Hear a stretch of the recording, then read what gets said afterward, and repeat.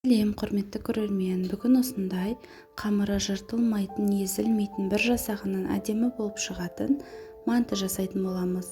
Ол үшін видеодағыдай көріп тұрғандарыңыздай жұмыртқамызға суымызды, тұзымызды салып, қолымызбен жақсылап араластырып, ұнымызды салып, қатты қамыр илейтін боламыз. Ол қамырды 15-20 минутқа тындырып қоямыз.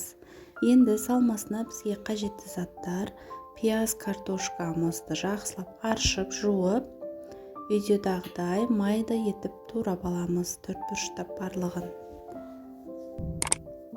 Каналға жазылуды, тіркелуді, лайк басып, қоңыраушаны басып қоюды ұмытпаңыздар. Пияздан кейін картошкамызды тураймыз, майдалап, төртбұрыштап.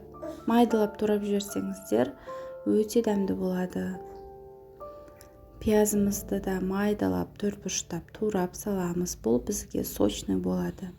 Енді фаршымызды салып, тұз бұрышымызды, приправамызды салып, жақсылап араластырып, салмасын дайындап қоямыз.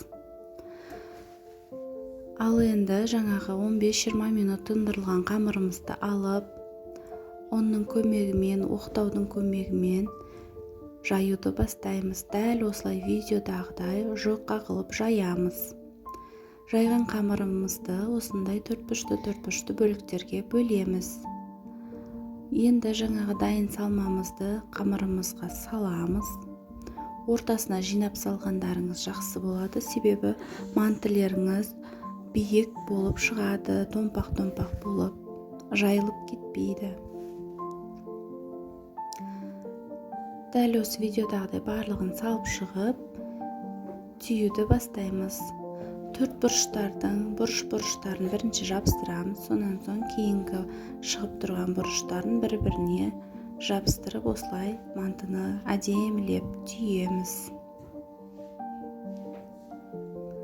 Міне түйілген мантылеріміз дайын.